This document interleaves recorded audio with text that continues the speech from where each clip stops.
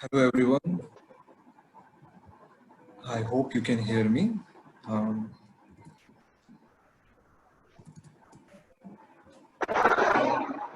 Hope this presentation is visible to everyone. Please keep yourselves on mute, especially if you are in any noisy area.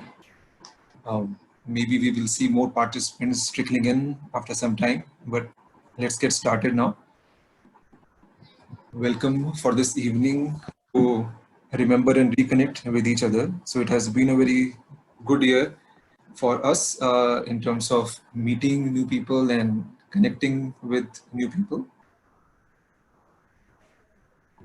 We started our journey in March, basically. Just first, before we start, let me try to get a sense of whoever is present right now on the background and who is here in the audience. Abhimanyu, are you able to start the poll? Would you be able to do that? I'm on it.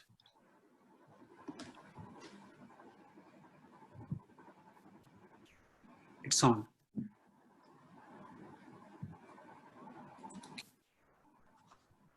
Are you able to see the poll? If is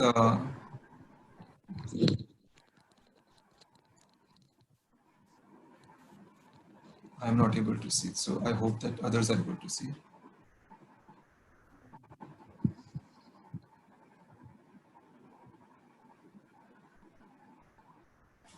Yes, they are able to vote. I can see.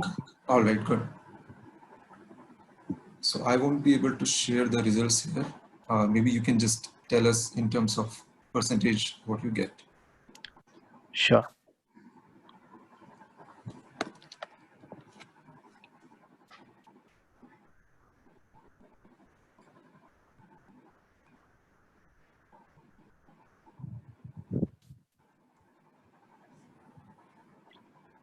Three votes remaining. 2. I hope it is not counting me. Yeah, I don't think so.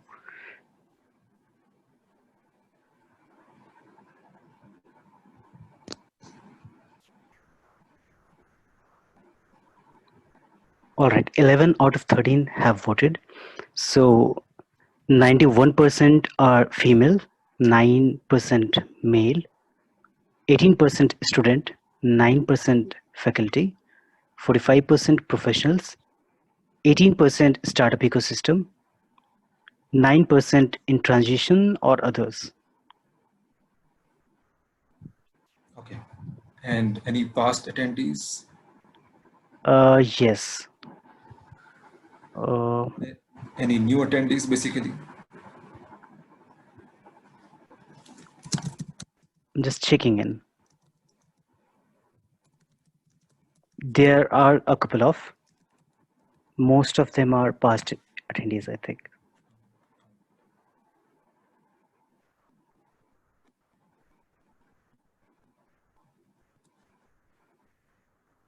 All right. Yeah. So we'll move. So good. Actually, we do see some new attendees who have come with Madhura's association from Aspire for Her. So I hope that they will be able to join our initiatives and benefit from the programs that we offer. So welcome to everyone once again. Should I end the poll? Yes, you can end the poll. Yeah. Thank you. So we started our journey last year when the agreement was signed by our CSR with our CSR sponsor CGI, which is a Canadian company, and they have a very strong presence in India as well, and they have been very active in supporting women in education, women in science, and this was the first time that they wanted to do something in the entrepreneurship area. So we structured a program and then we got started, and basically our objective mainly was to inspire the budding women entrepreneurs to help also to aspiring women entrepreneurs who may wish to do something on their own at some point in their life. And to do so, we structured, just a second. To do so, we structured the program in such a way that we had some workshops and some networking events in our plan to help build the community and to provide the skills, the knowledge, the advice through mentors, etc., to the entrepreneurs, to the aspiring women who would want to venture in this area.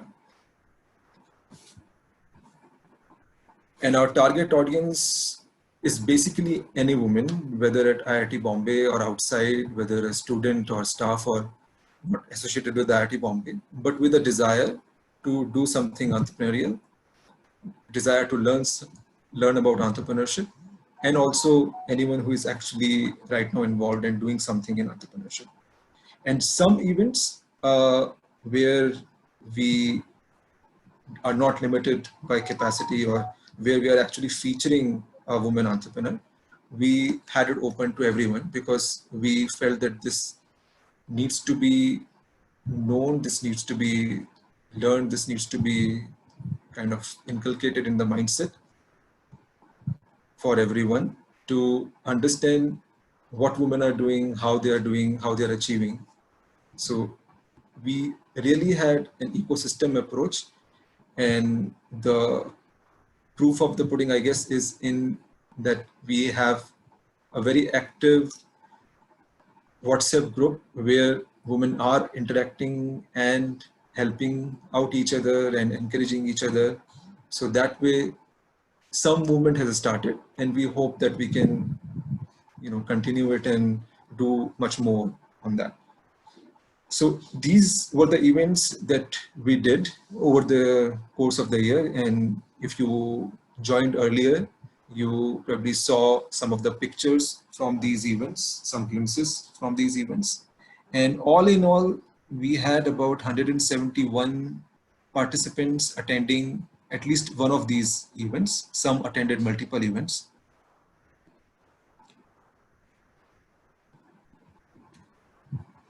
And these were our speakers or facilitators for the workshops. I see Bharat Damani has joined, who led our finance workshop and also the social entrepreneurship gaming evening, which was a very wonderful, interesting concept for everyone to learn entrepreneurship through a game, which was enjoyed immensely. And it was actually a very, last minute plan, which we did after the finance workshop that he did. And many people showed up and enjoyed the event as well. So today the objective is basically just to connect back, to check in with everyone, with the new and past participants, and network with any new aspiring or established women entrepreneurs who would want to join the network, and listen to a couple of fellow participants who have pursued the path ahead or are doing something or are trying something, and support them and see how we can get inspired from them and learn from their journey.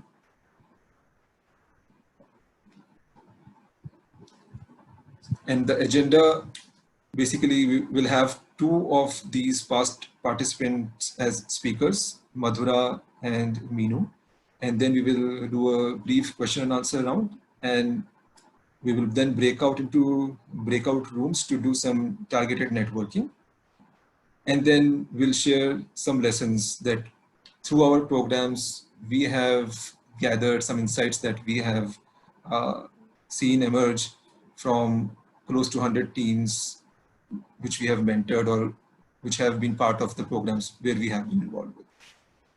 So to get started, I'll invite Lisa to introduce the speakers. Lisa was one of the participants, and then she joined us as a volunteer a couple of months back. She has been helping us with the website and social media, etc.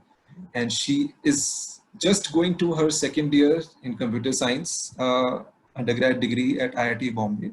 She completed her first year, and almost half of which was online, I guess. And she is very much motivated to, volunteer. She does a lot of work with women who code and is interested in meeting people, interacting with people, and all the good stuff like AI, ML, etc. Very energetic individual. We are glad to have onboarded with us to help us spread this message far amongst the student community, especially at IIT Bombay, amongst the female students especially. So she is going to be our ambassador this year, and I'll request her to unmute and introduce our speaker. Lisa, please. Good afternoon, everyone. Thank you, Love Sir, for the introduction. I hope I'm audible. Yes. I would like, thank you. I would like to introduce you all with the first speaker of today's event, Ms. Madhura Das Gupta Sinha. She has been a banker for the last 25 years, holding leadership positions in IDFC, Standard Chartered, and ANZ Greenlands Bank. She studied electrical engineering before doing her MBA from XLRI. She launched a social startup Aspire for Her on Women's Day 2020 with a mission to motivate young women to join and stay in force. I would like to invite her to share her journey with us. Ms. Madhura, please unmute yourself. Hi, am I audible? Yeah. Fantastic. Thank you so much, Lisa. And this is actually probably the first time that I'm speaking to folks on Aspire for Her on a platform like this. And I thought I'd talk a little bit about the power of community, and because it is a community that I'm trying to build here. So as Lisa said that, I've been a banker all my life and, done all sorts of things in the corporate world. And starting off as an entrepreneur in the social space was indeed somewhat of a culture shock for me. But I must say that it is the power of communities that have elevated me and that have helped me come today to a place where Aspire for Her is 5 months old today. We have a community size of 10,000. And it's actually been an absolutely amazing journey so far. So I'll just share a little bit about that journey, how it all started at WIE actually, and I think we can then take questions and answers. Lisa, can I share my screen? Will you? Thank you. Thank you so much. Thank you. So I'm just going to start sharing my screen a little bit.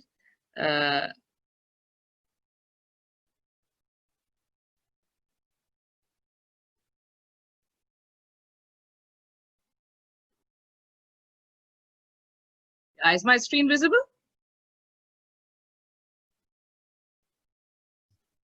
Yeah, it's visible. Fantastic. So this is Aparna. I don't know whether Aparna is here today or not, but she was actually one of the first people. I'm here, Madhura. Oh, fantastic, Aparna.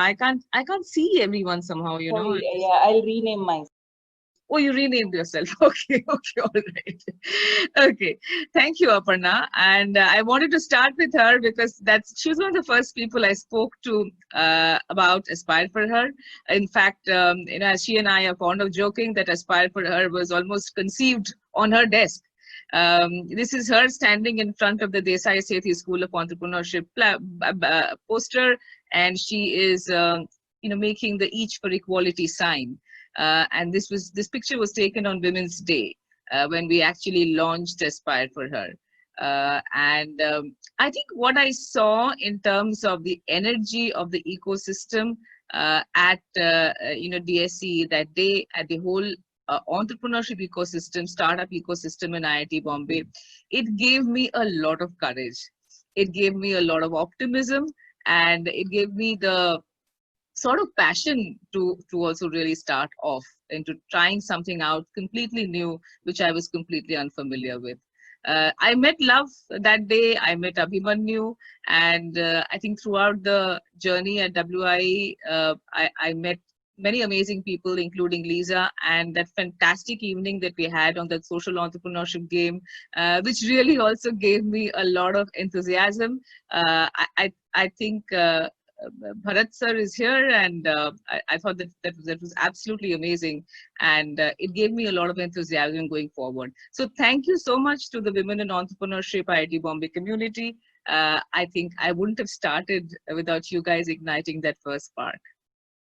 And what's the part of a community? I thought I'll really talk about that, because I am also trying to build a community.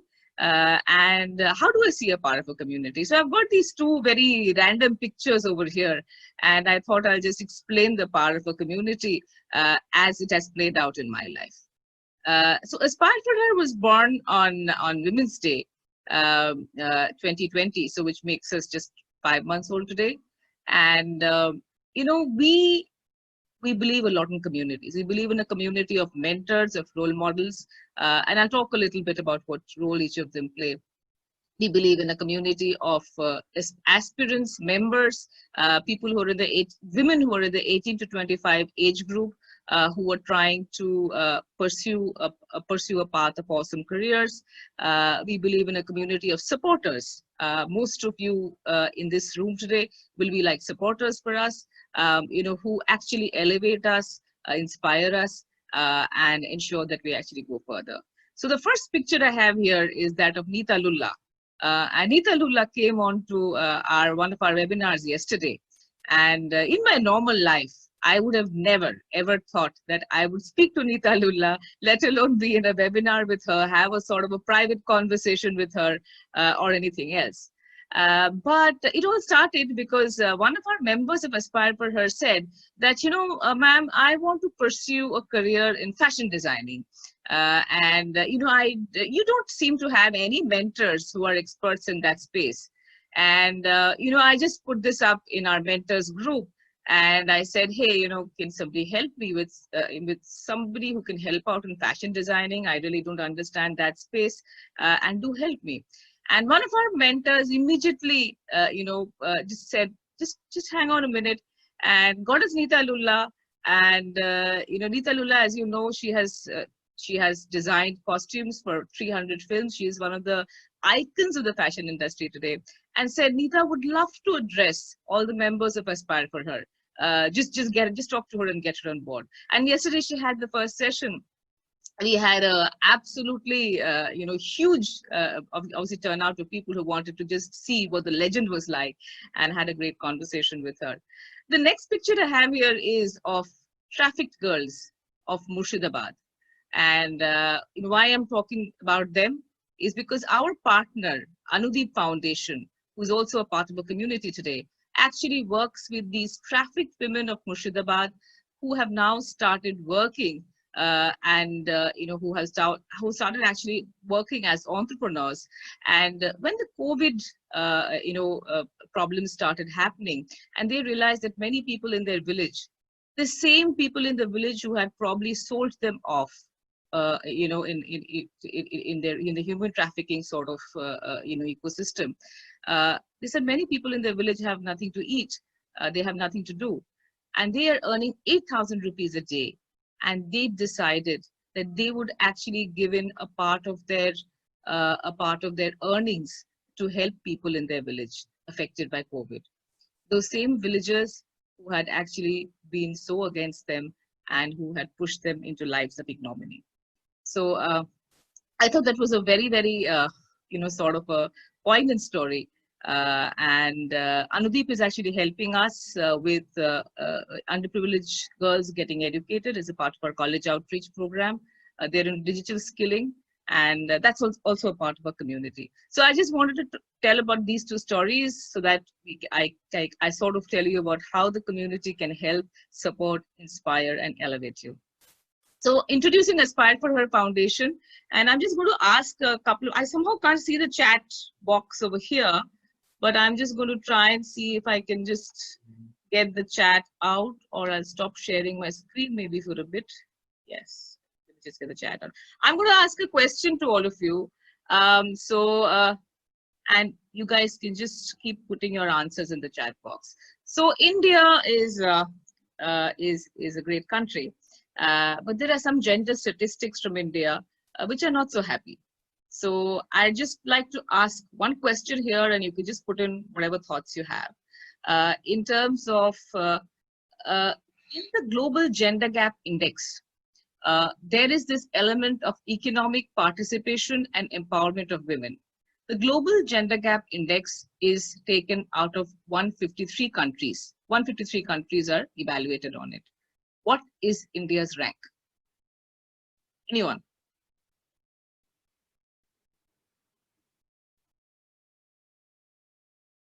Okay, people from Aspire for Her who happen to know the answer are not allowed to answer.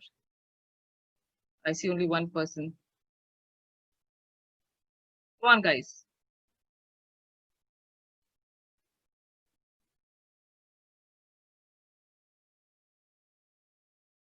79th rank in descending order, says Prabhati. Okay. Love is giving an answer, but guess would be very low, above 100. Okay, 112, Lisa, you're right, is for the overall Global Gender Gap Index is 112 out of 153. Okay, Jigna says 50.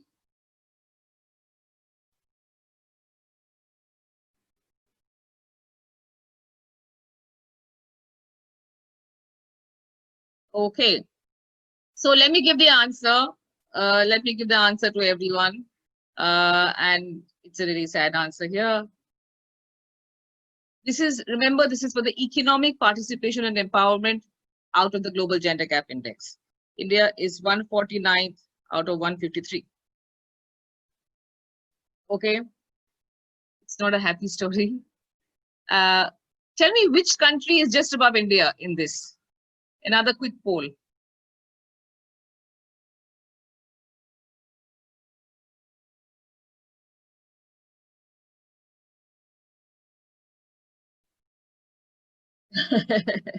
Everyone, Bangladesh, China.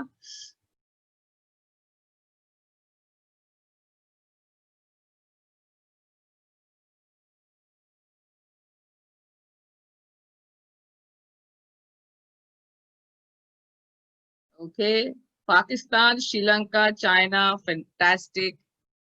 And let me give the answer. Oh, the answer is Saudi Arabia. Okay. Yep. Yeah, love. Yes.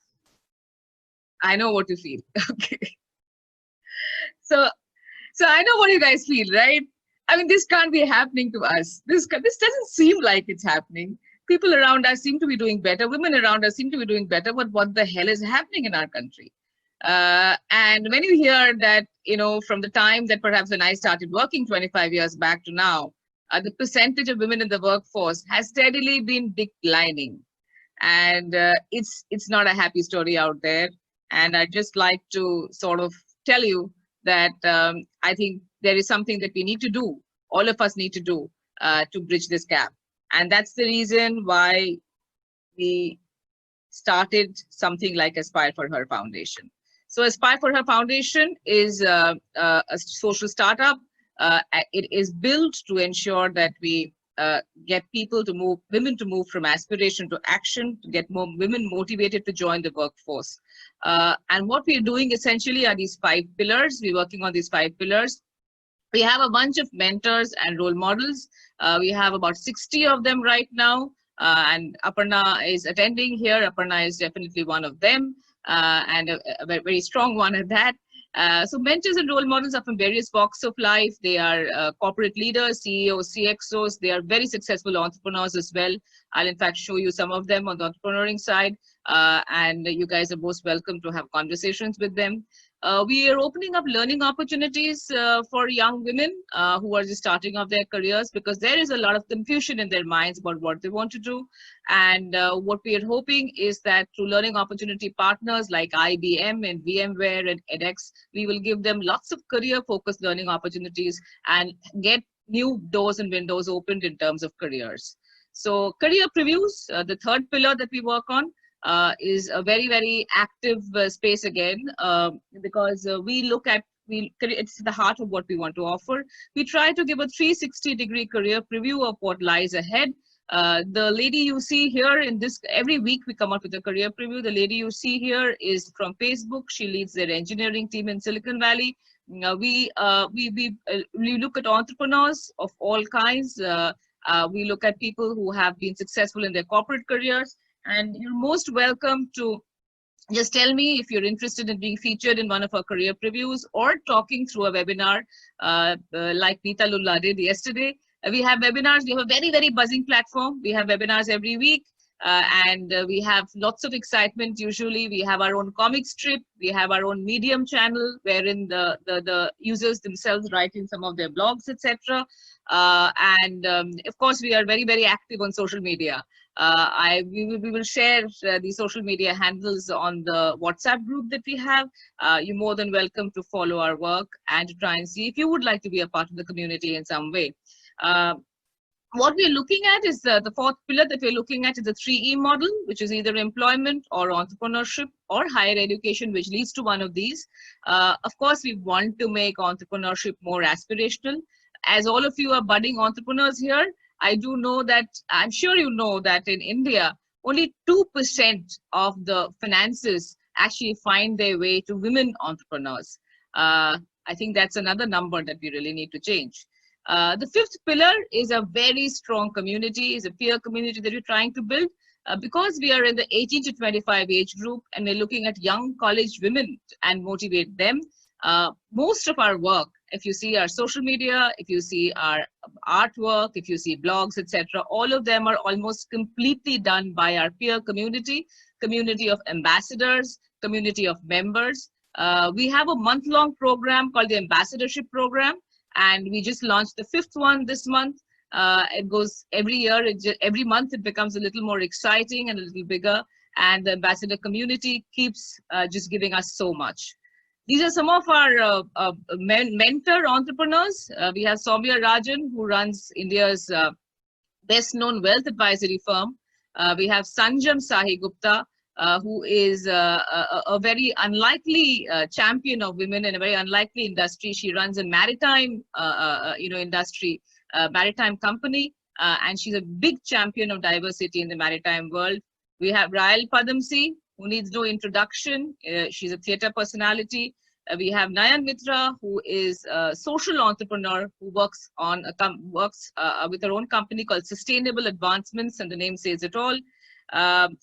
We have Elizabeth Chawla, who actually runs a music company and wanting to spread the word of women's empowerment through music and independent music. And of course, we have Anita Golani, who runs her own cosmetology company, and she kind of brings in a little bit of color to our bunch of entrepreneurs, our bunch of mentor entrepreneurs here. These are the brands that we have all tied up with. They're all they're the mix really. Vivita helps us with employment opportunities. Game helps us with building entrepreneurship models and ecosystems and so on and so forth. So I just invite all of you to join us on our journey, and you can sign up as a supporter or a member depending on which part of the age band you are in. This is a little campaign that we have done on princesses. When I looked at the princess campaigns, I saw Cinderella as something, as a lawyer, and Belle as a human rights activist, and I think Snow White was a chef, and somebody was something, but there was no entrepreneur.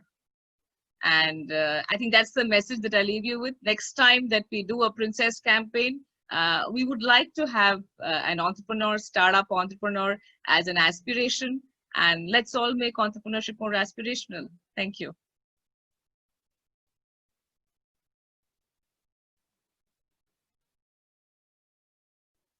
Thank you so much, Madhura. It was really, really insightful. Now it's the time to capture this beautiful moment. I would like all of you to switch on your cameras for a minute so that we can capture this.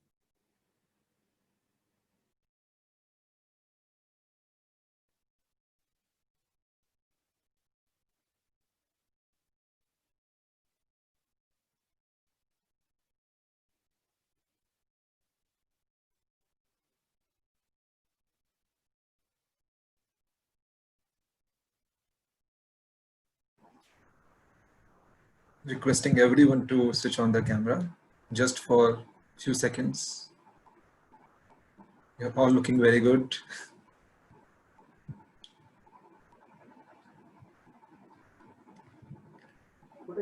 Good to see so many faces during lockdown. It's very hard these days.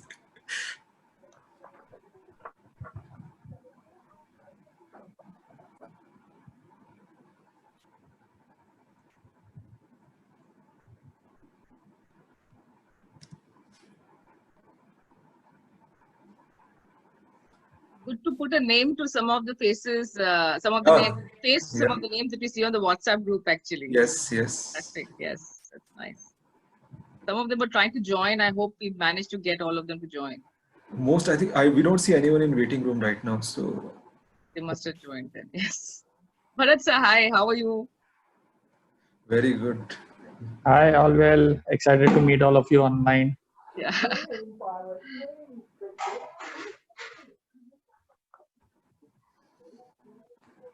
Hi, Sneha.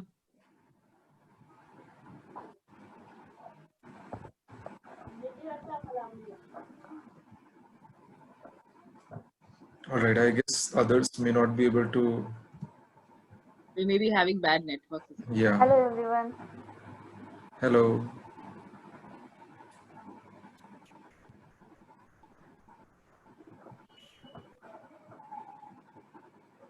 Okay.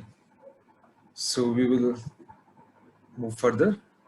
Thank you, everyone. You can mute the video to save on bandwidth, especially if you are joining with phone or poor network.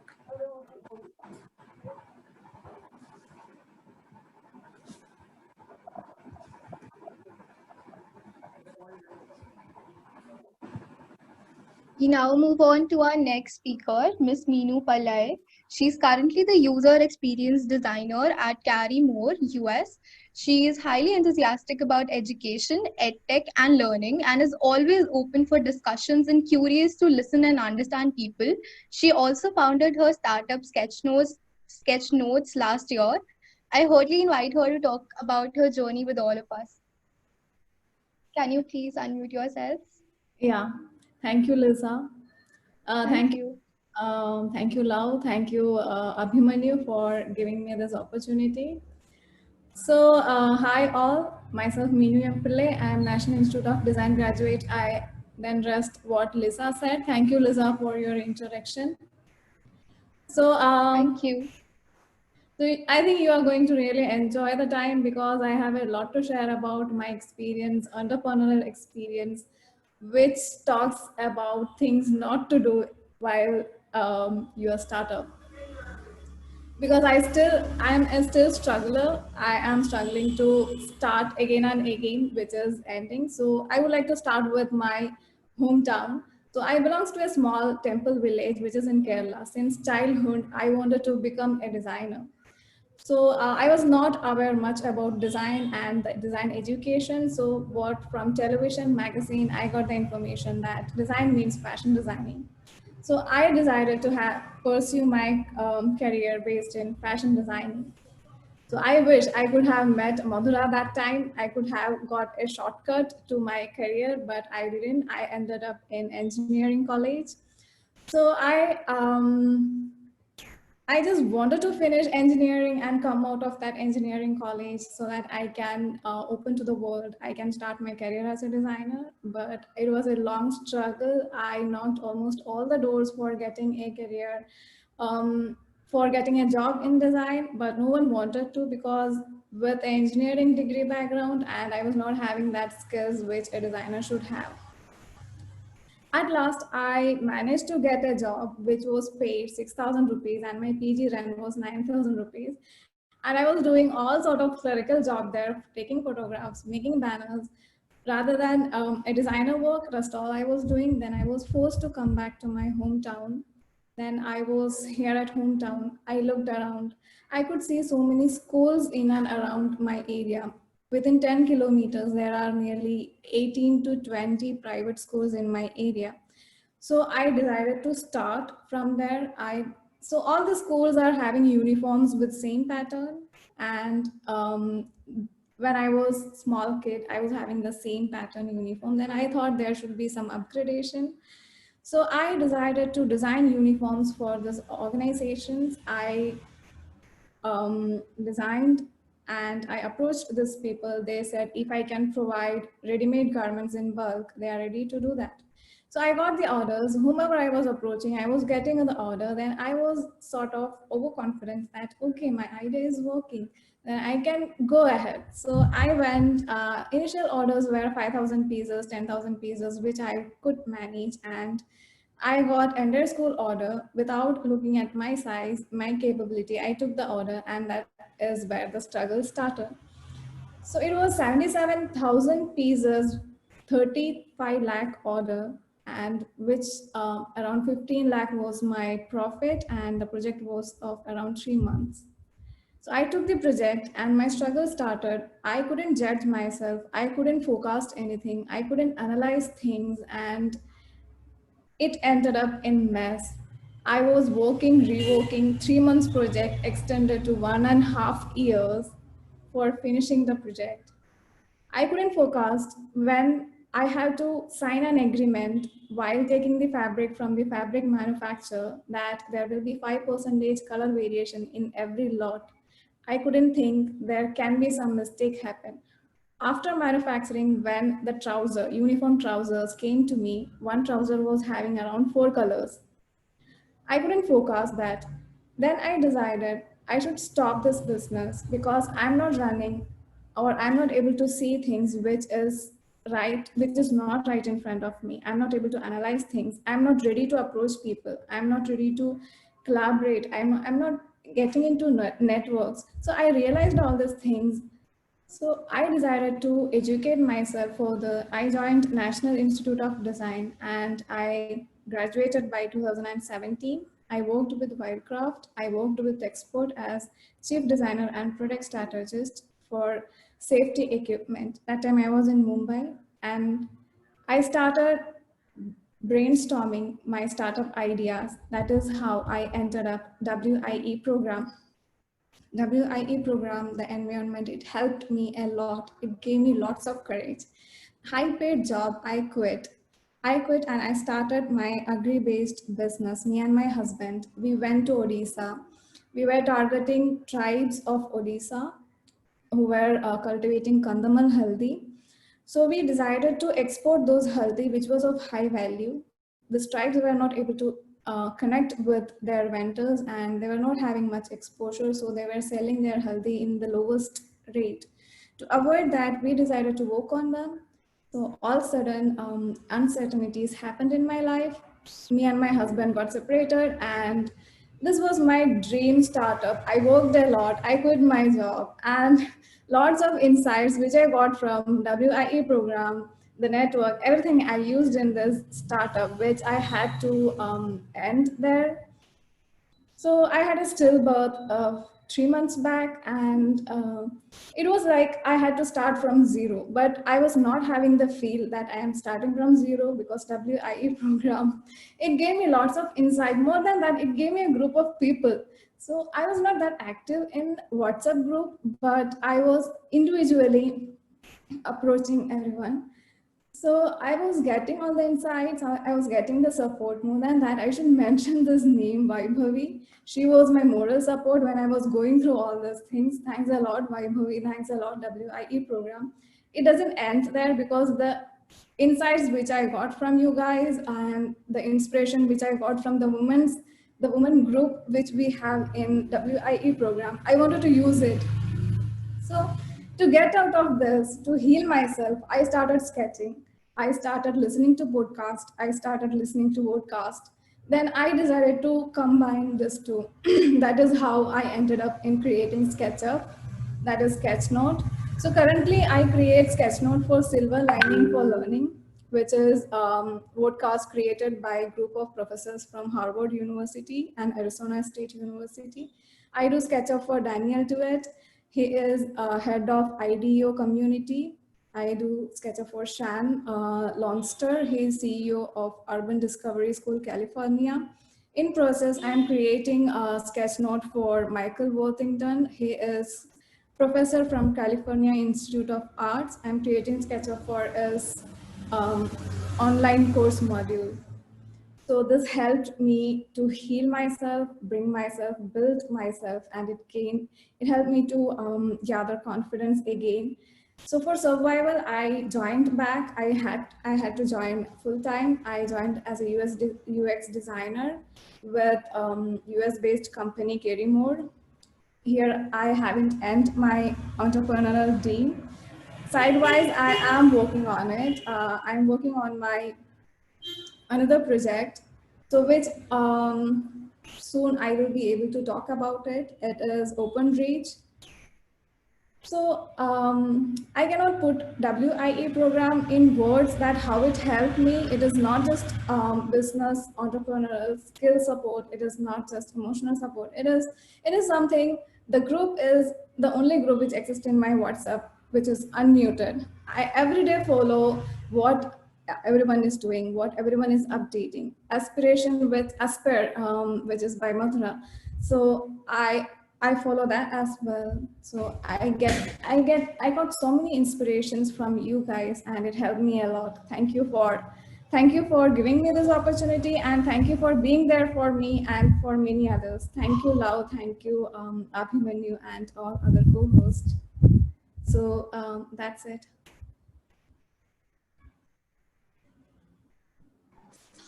Thanks so much. Wow, that was so touching, and this actually really accentuates the point or the thinking that we have, that every journey is unique. Everyone goes through struggles, and sometimes some struggles are definitely, much more affecting you, much more impactful. But having access to a supportive network can make a lot of difference. And I'm really, really happy to see that you found the support, you found this network to be helpful in any way, in so many ways. So this is really amazing to listen to you. And the journey still continues, definitely. And we hope that you will maybe come back into, come back with something more to share, something exciting to share, with some, steps that you may take towards entrepreneurship. And I guess Vaibhavi is just joining in. So I guess she missed the shout out, but, we will tell her, we will send her the recording. Yeah. So much. This was really beautiful. Yeah, thank you. And Vaibhavi, I should not miss this name. She was my moral support. Yeah. She was supported me a lot. She inspired me a lot. Lavita, I'm not that active in the group, but I know who is doing what. I individually consult them whenever I need a help. This group is very much important for me. It's great. I'm glad that this is working out like this, and we hope that we can do it more. Thank you. So any questions, if you have anyone, please type it in the chat window. It will be easier to manage that way. Pardon?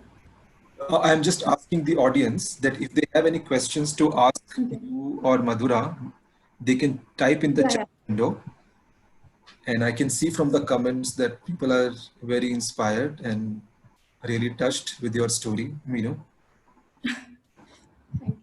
One question, I guess, for Meenu from Swag.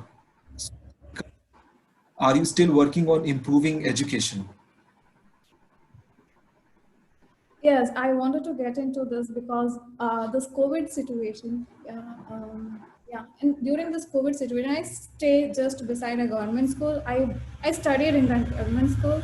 So after COVID situation, they just shut the school, and in the name of online education, students are getting videos of 5 minutes, which they are not able to understand. So there is a huge gap which is currently developing between private school students and government school students.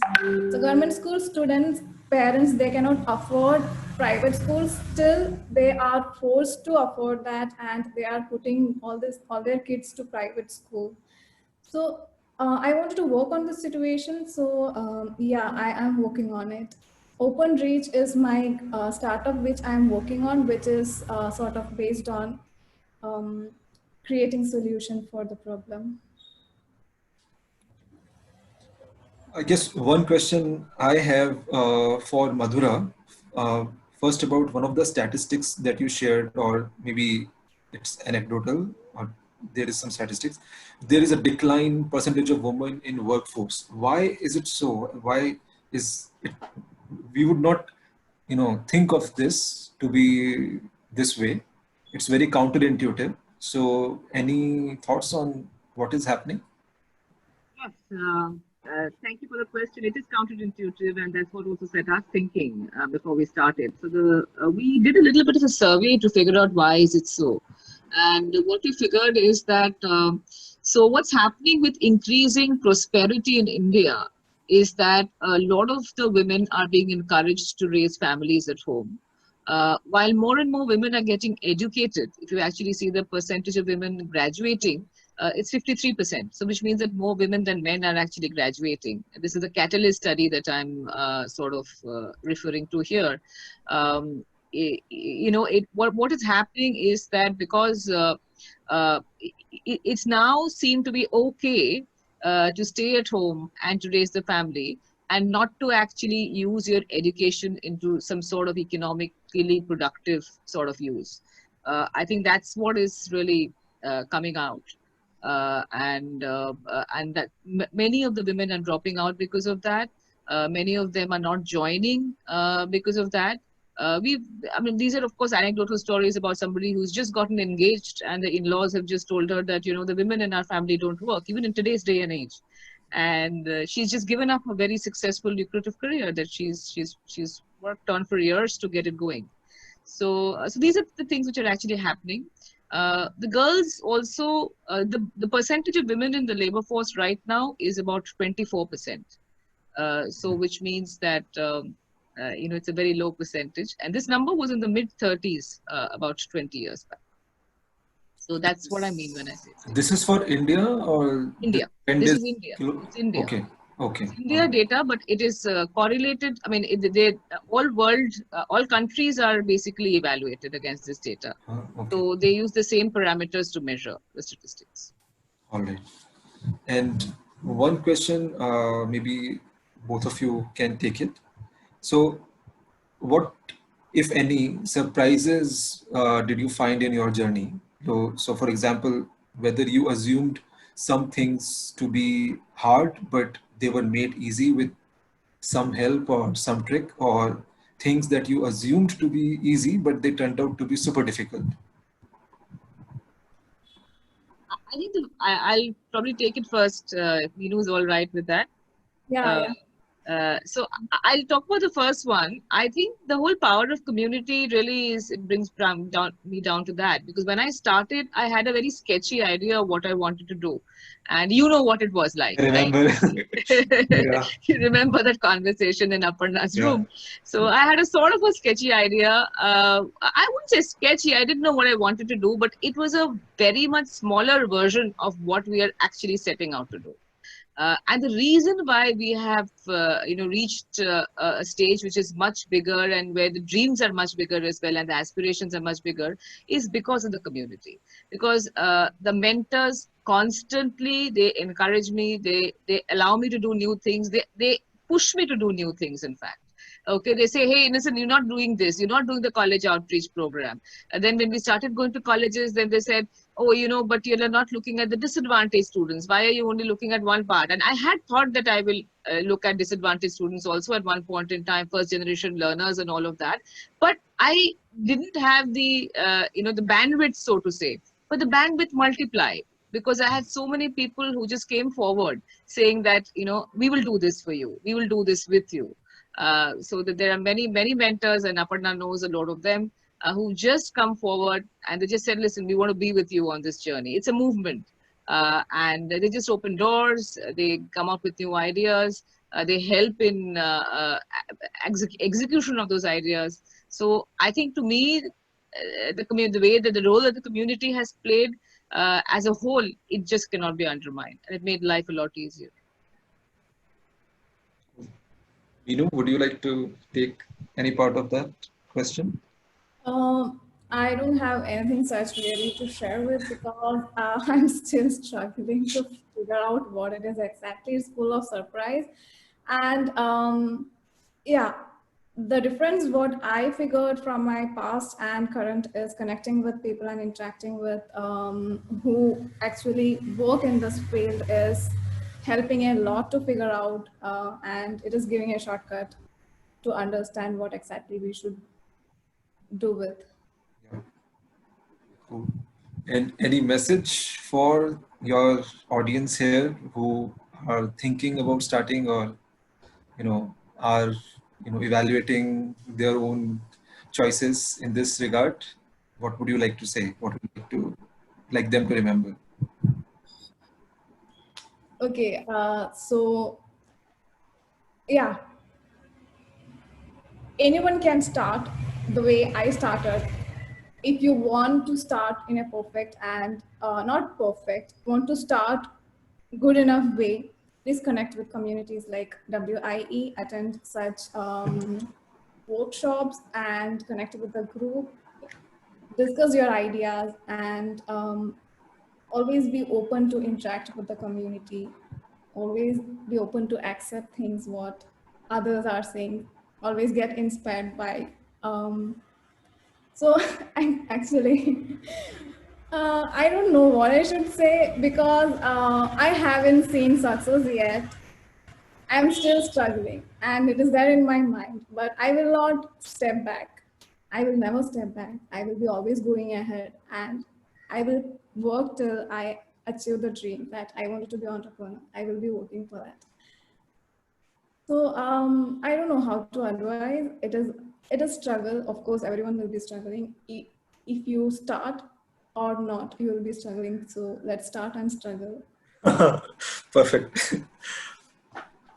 Madhura, would you like to chip in on that? I think, I'll just go back to my story of Murshidabad for a minute. Yes, Prabhati, and I know I'm getting some messages here as well from Devika. Thank you so much for the messages. Everyone can join as a supporter for Aspire for Her. I'll just kind of clarify that first. So 18 to 25, we kind of encourage them to become members. Everyone who is not 18 to 25-year-old women, which is including all men, they are most welcome to sign up as supporters. If Sneha is in here, then I will just request her to put in the link over here for both members and supporters, and everyone's welcome to join. It is a support group for others as well, for women above 40 as well, because in the community that we have in the WhatsApp group, we have more than 1,000 people right now.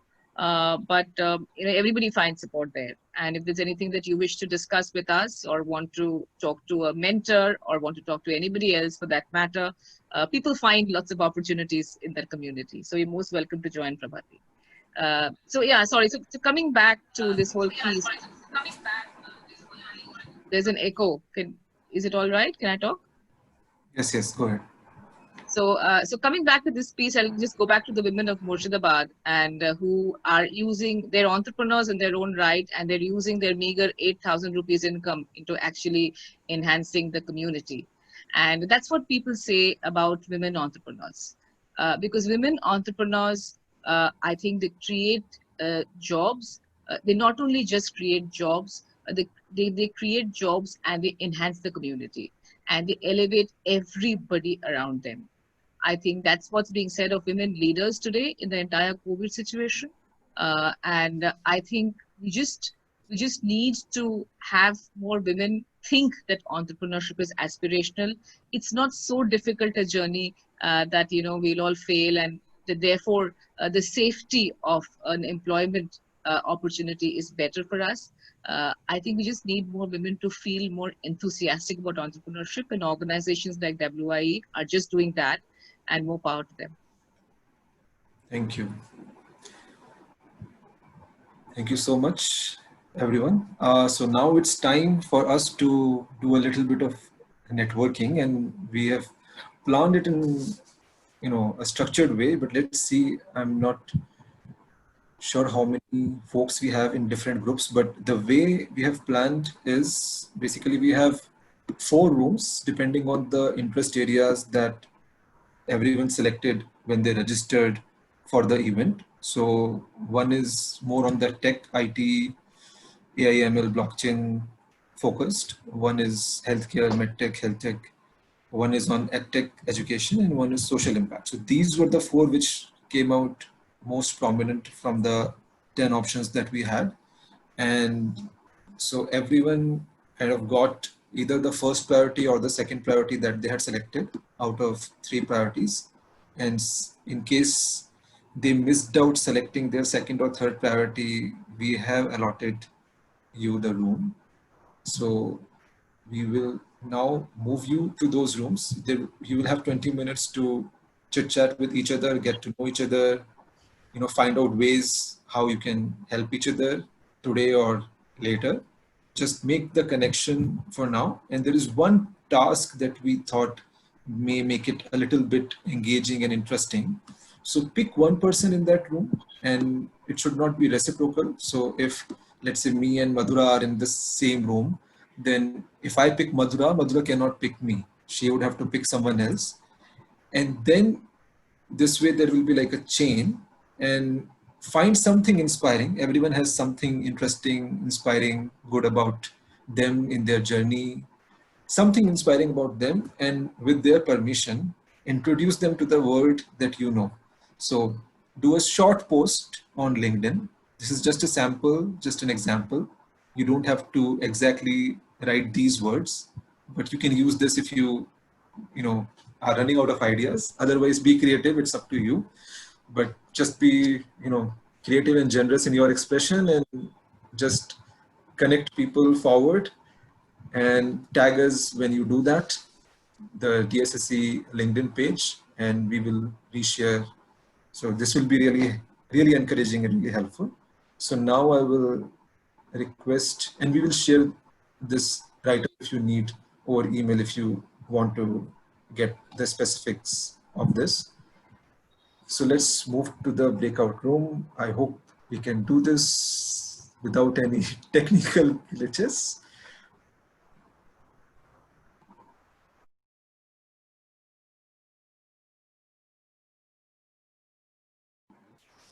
All right, welcome back. I guess hopefully all are back.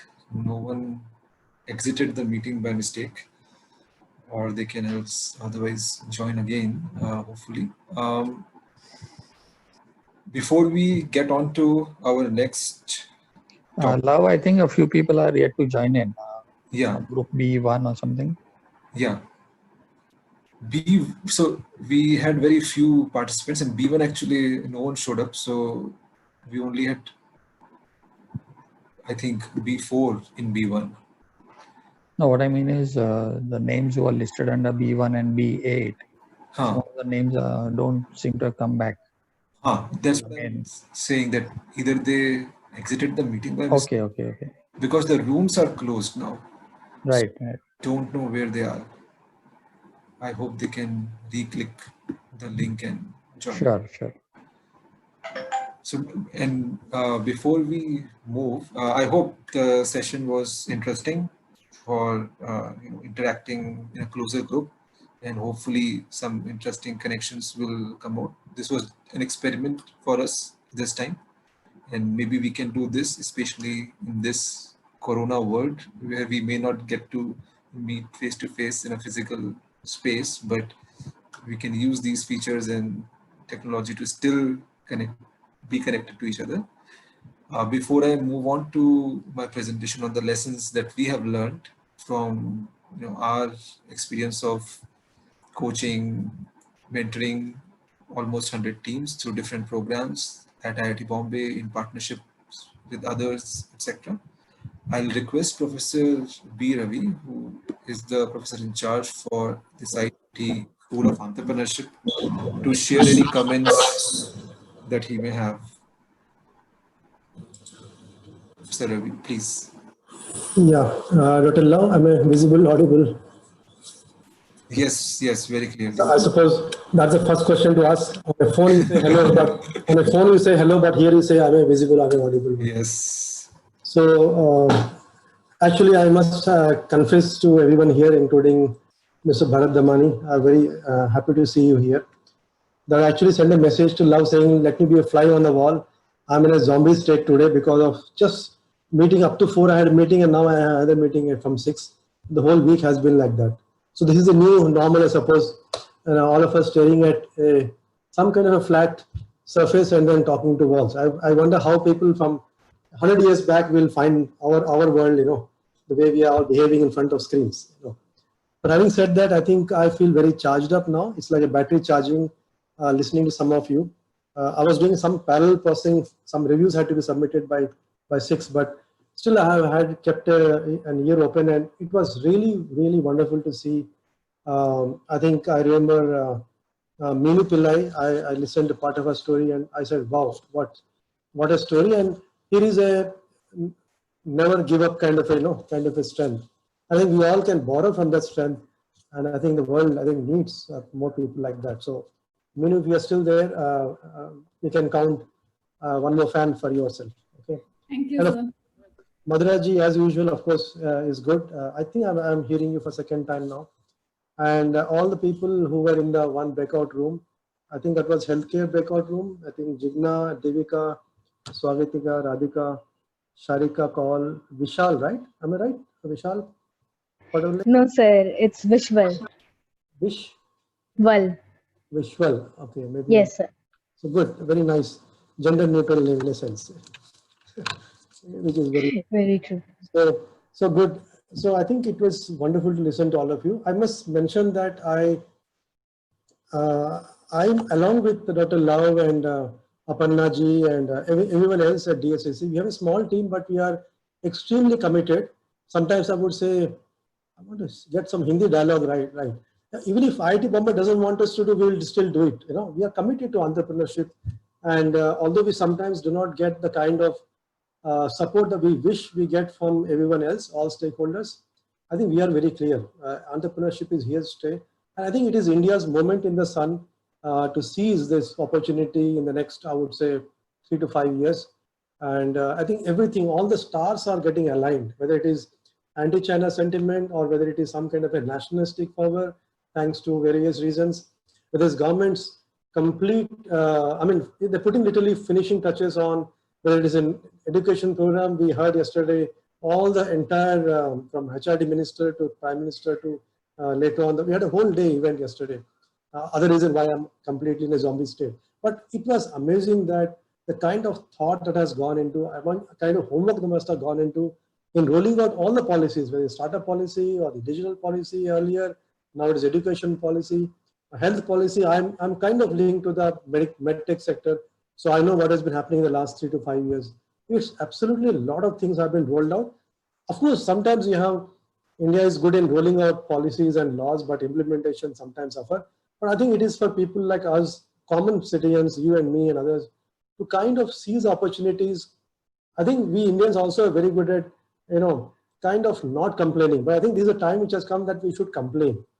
And even what is happening with Sushant Singh Rajput's case and all that, I think people are now coming out in the open saying, we will not accept status quo. This chalta hai will not do kind of a thing. So I think in this whole scenario, we have a moment, the country and we Indians have a moment to seize. And I think DSSC, I can tell you that we are all committed to that. Not only that, myself and people that I know, once you come to a stage in life, I'm now 55 plus.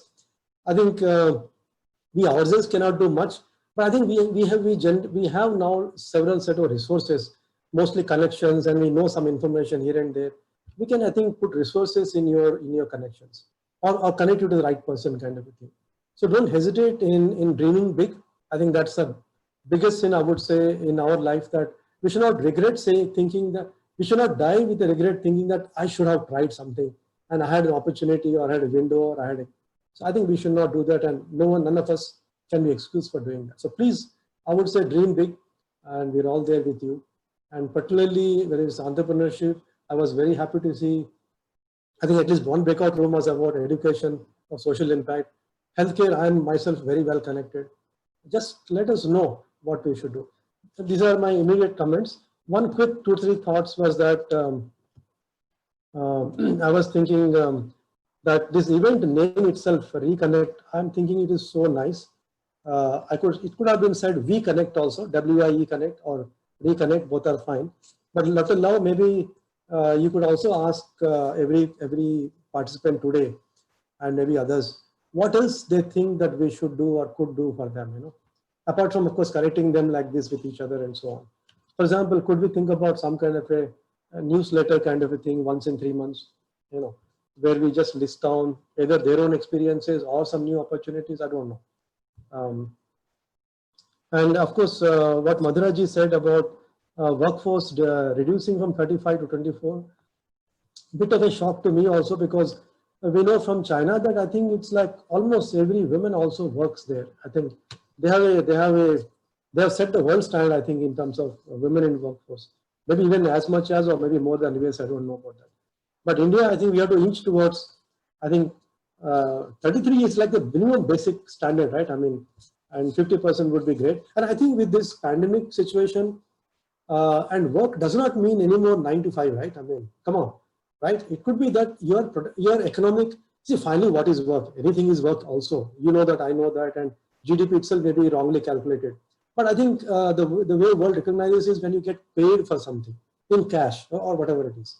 So I think that doesn't have to be, you know, like 9 to 5 jobs.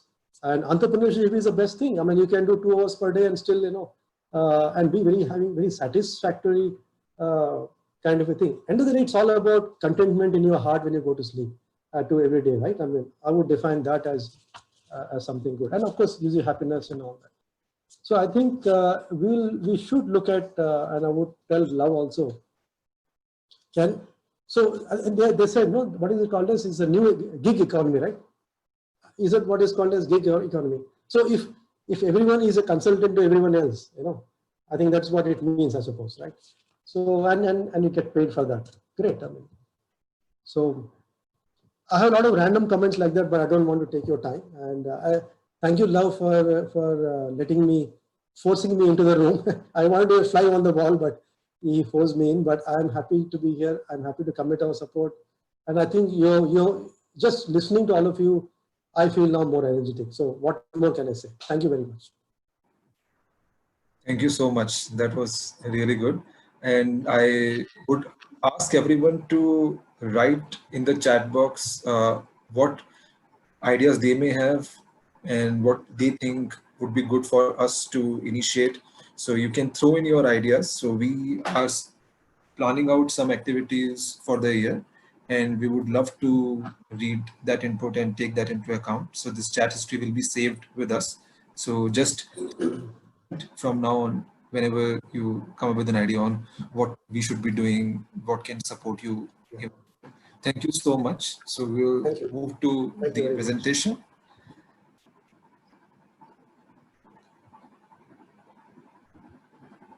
All right, so these are about 100 or even actually more teams that have been in touch with us. We are at the 3rd cohort of our level 1 program. Every program has about 12 teams on average, and maybe towards the end of the program, some of them drop off, etc. But on average, we start with 12, and then we have had our level 2 program. The 2nd cohort is running right now. We have done 3 cohorts I have been involved with at IIT Madras. And then there are other programs, smaller ones, through V and at other avenues like startup boot camps at IIT. We have done 3 such boot camps as well. And there are other initiatives where teams just come in, just walk in sort of. And we have seen them progress. We have seen them from the stage of when an individual is coming up with an idea or just thinking about whether entrepreneurship is for them. And we have seen them when some of them, a few only right now, but still some of them have raised close to $1 million in financing and have really, went ahead. So some reflections we have been doing on, what is making some people move and where some things might be holding people back or slowing them down. And actually, as you will see in the presentation, there is no rocket science in this. There are no complicated equations, mathematical models or anything. It's very simple, intuitive stuff. And I think the most impactful, most valuable stuff is actually very simple, but it's just that we need to focus on it. We sometimes forget to focus and, get inundated with so many things that the key and important things take a backseat. So I thought it will be interesting to share what we are seeing with everyone, and it may actually help. So as we go into this, I will again request Abhimanyu to start the poll, and you may see some options on what is the biggest shortcoming that introduces fatal speed bumps in an entrepreneurial journey. So Abhimanyu, can you start the poll? Is it possible?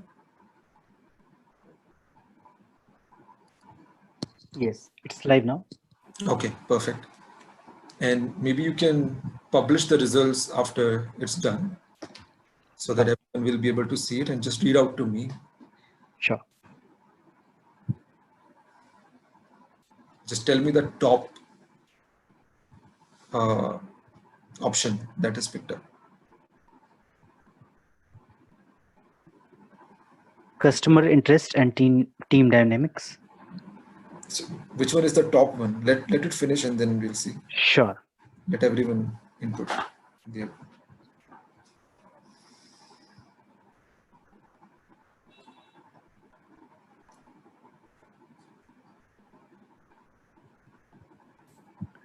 Ten out of 14 have voted so far, and team dynamics has 50% top. Okay. As top. Yeah. Okay. So it's a very important factor, and definitely it has a role to play. But what I would say is that the biggest shortcoming, and which comes again and again and impacts negatively on moving, on speed, creating the speed bumps, is actually networking. So when you don't have the network, when we don't have the network in the industry, around the industry, from start to finish, it has huge impact in everything.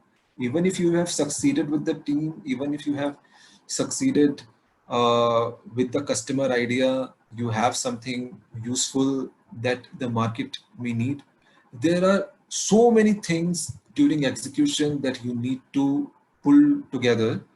And if you do not have the network, or your team doesn't have the required network, it is going to slow you down immensely. So if you are working on something, this should be, worked upon aggressively.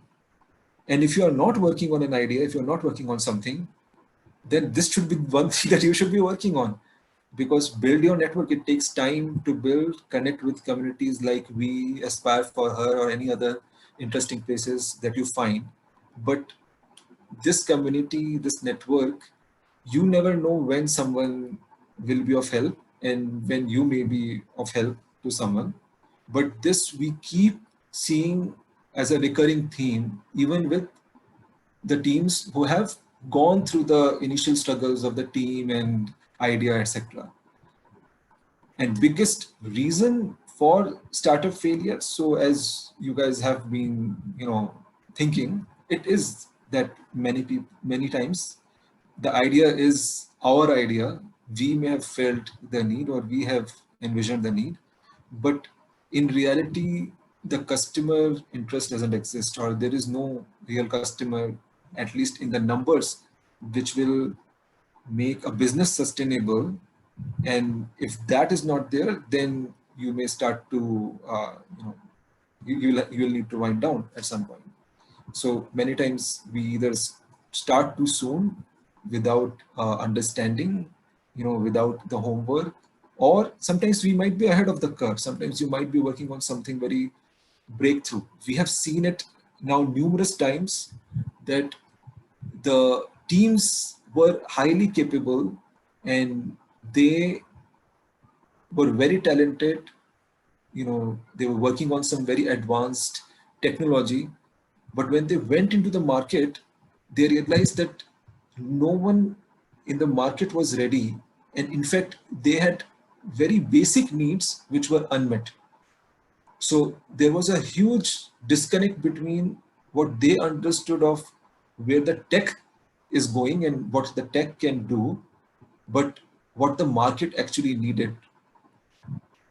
And they pivoted. So some of them have been able to figure out some new models or serve the same customers with some basic requirements. But that is what is more important for the business to succeed. You need to understand what the customer really needs, not what you have to offer. And that is where we focus a lot in our workshops, in our bootcamp, for example. And at early stage, now this is something which is counterintuitive, but we talk about it a lot in our bootcamps and in our programs. At early stage, everyone is a customer. Even your team member who has not joined yet is a customer for you. You need to pitch them something interesting for them to see some value in you, in your idea. They have to believe in something. So you need to create a pitch. You need to convince them. And to do that, again, it is not going to be just your pitch or what you have to offer. You also have to understand what is in it for them, what are their interests. Sometimes someone may be willing to join you for the interest of working on a tech. Sometimes someone may be interested to join you because they really care for that problem or that customer segment. So for everyone, it may be a different offering, and you need to understand that whether it is your customer, whether it is your team member, whether it is your investor, whether it is your partner, supplier, anyone. And when we say that the customer interest or the customer is not understood, many times these relationships are also neglected, and then they will slow you down, or they may actually lead you to failure, stoppage, unless you innovate, unless you bring in some innovation to change that equation in some way. And to crack that, to know so many facts or insights about so many people, you need a good network. You need to be talking to people. You need to be meeting people with different experiences, different insights. And through that, through their help, you may be able to come out of the struggles that you may face, or you may actually reduce the struggles that would you otherwise face. And then comes the biggest reason for failing to start the startup or move to the next level. So many people have a great idea, but they can't even, move ahead, and they're stuck. And that is because there is just too much to do, so many things to cover, but the team is lacking, or the team is there, but it is not properly balanced or properly formed. Either the team is missing or the team dynamic is not good. Numerous times we are seeing one co-founder is committed to multiple ideas. It's okay. Initially, that may be the case when you are just exploring an idea at a very idea stage, but there has to be some discussion, there has to be some thought to when the commitment will shift from one idea or to one idea fully, completely. What do you want to see? What does the co-founder wants to see?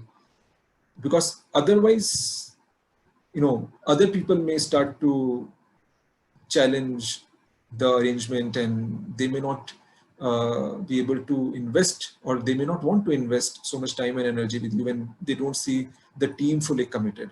So unless it is properly justified, because any idea that you work upon, it will take your 200% commitment, 200% time. So you will need full commitment from all key parties. And then another one that we see frequently is some misalignment in the rank hierarchy or the execution and decision hierarchy. So because sometimes you may have people who are well established in their career, they end up taking the decision, but the ground level reality is completely different, and they may not have a complete picture as the people who are on the front lines would see. So that mismatch needs to be addressed.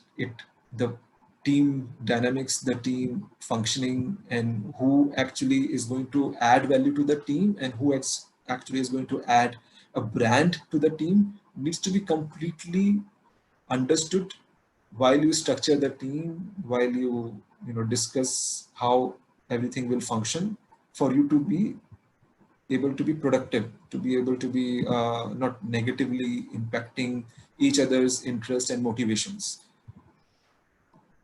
And again, to find a team is not very easy. We have seen people struggle, and that's where, again, the role of the community and the network comes. So I would really urge you to find any and every opportunity to meet people of similar interest and network with them, find more connections.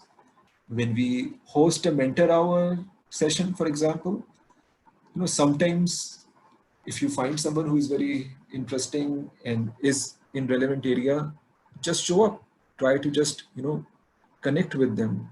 Even if you don't have anything specific at that time to ask, it's okay. It may be good to make such connections, and as many connections as you can make. And then comes the reason for poor execution or wrong decisions, which then come back to haunt you. Poor communication. I cannot, count how many times I have seen things going haywire because the communication was not proper. Things were not clearly communicated, clearly stated.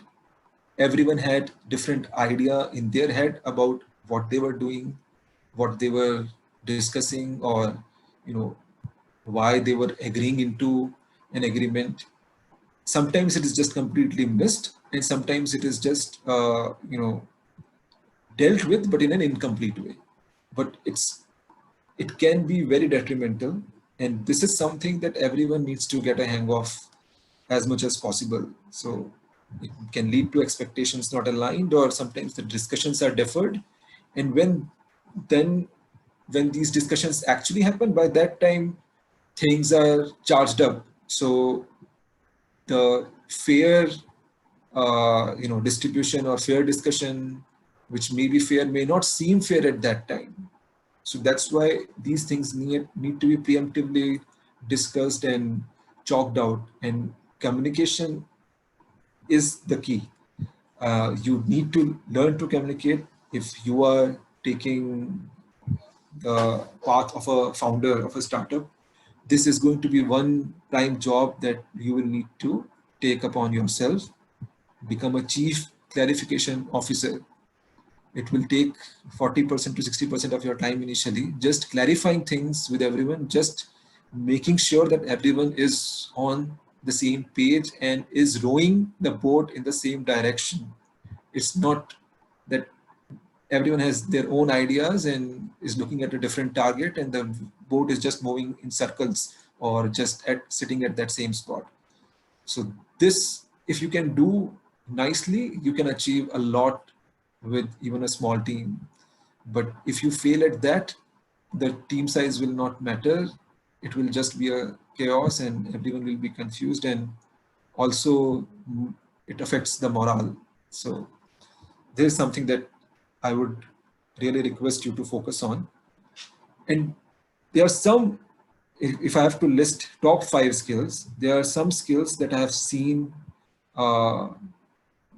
being very universal, whether you are a professional or whether you are starting a startup on your own, which I find to be very useful.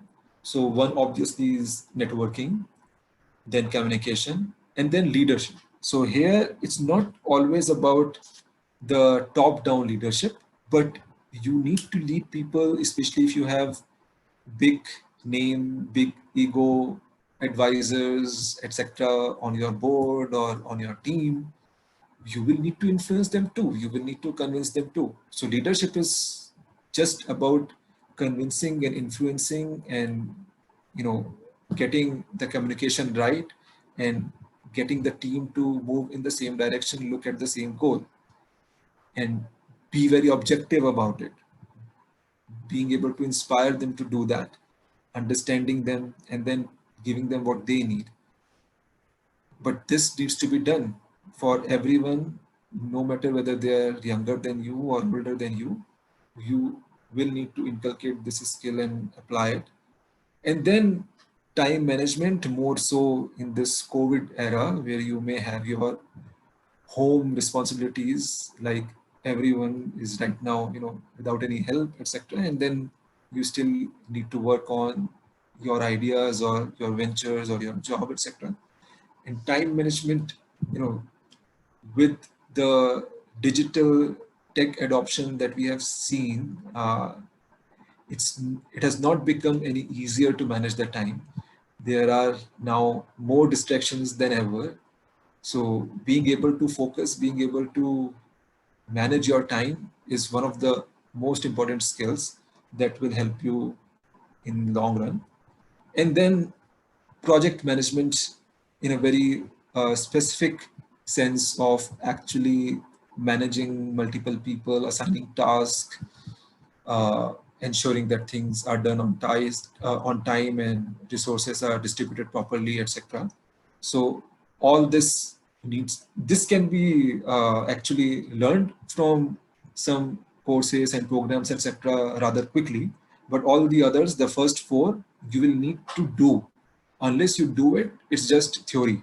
So you have to learn it on the go. So don't wait, take some steps, volunteer, meet, network, talk to people, see whether you are able to clearly convey your ideas, etc., etc.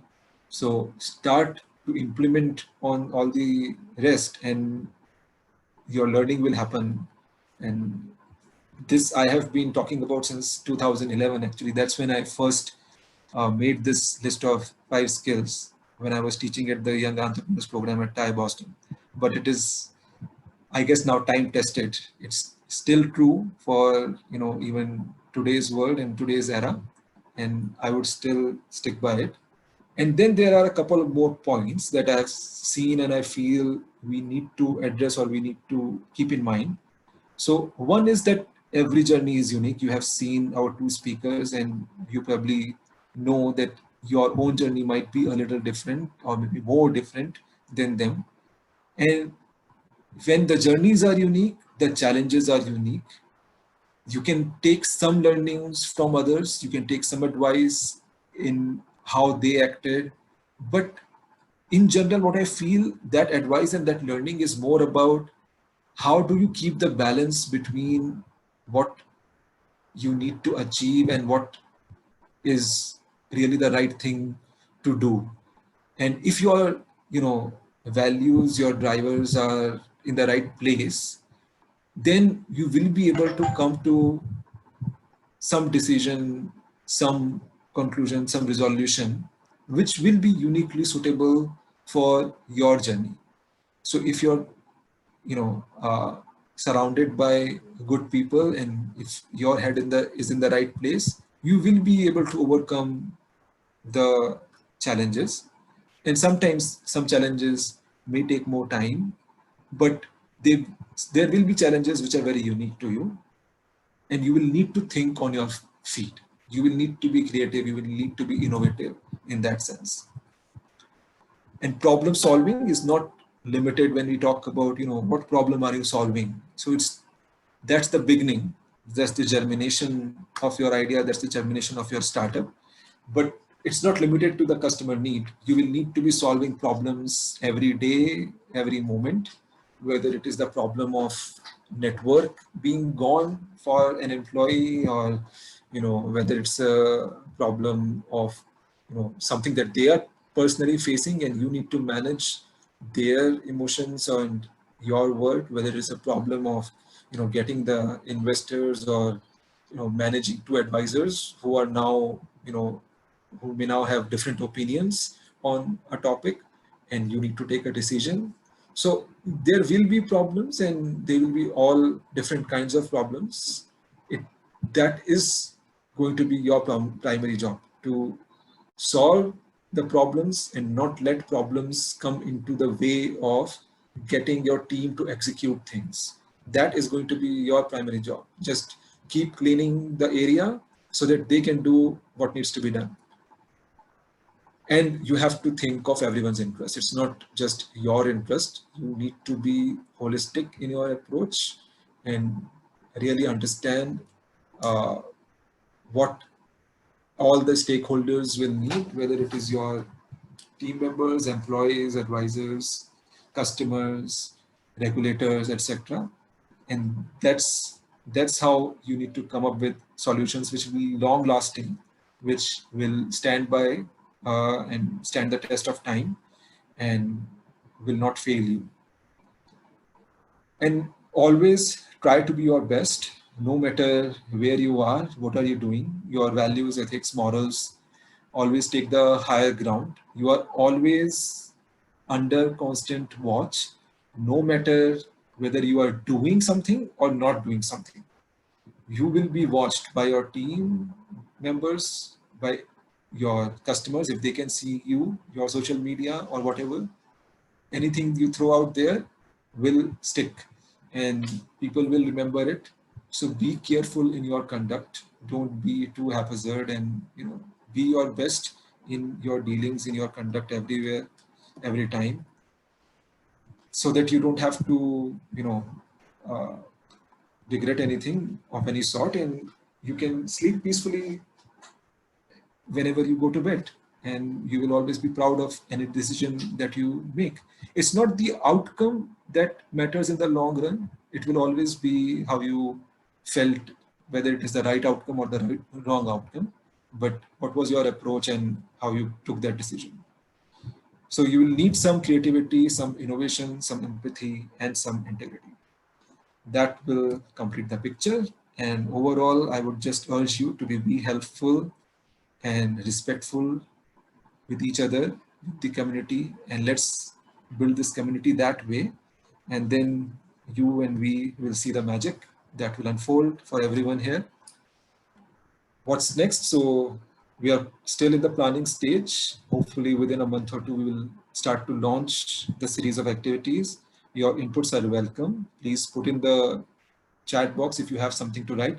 We will quickly do a feedback survey at the end to capture some data for today's session as well.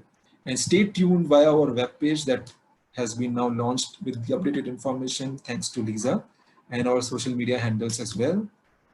We are on Instagram now, and that's the webpage, and we have LinkedIn, Facebook, and Twitter accounts as well, through which we will keep posting information on upcoming events, etc. So thank you all, and I will request Abhimanyu to do the last poll for the feedback on the session. Thank you, everyone.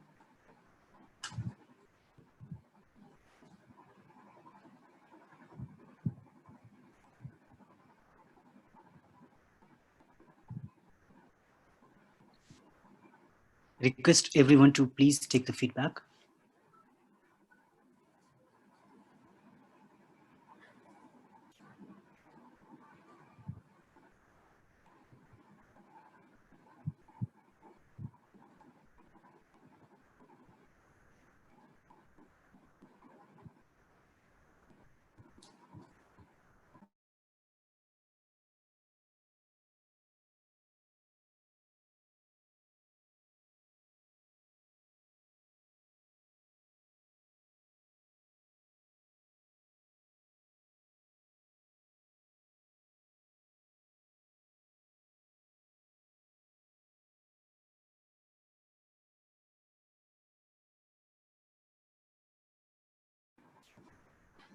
Thank you all, and we'll stay in touch through WhatsApp.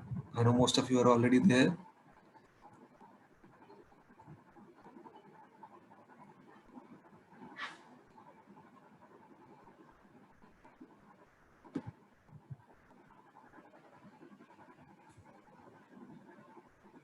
And we've got some suggestions of some things to do also.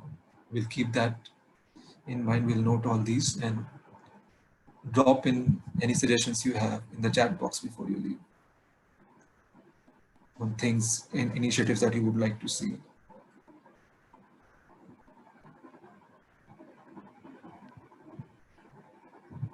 So I'll end the poll now. Okay, thank you. Thank you all. We will close the meeting.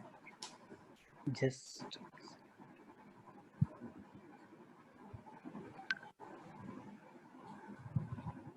bye-bye. Take care, stay safe, stay home. No, don't venture out if you don't need to.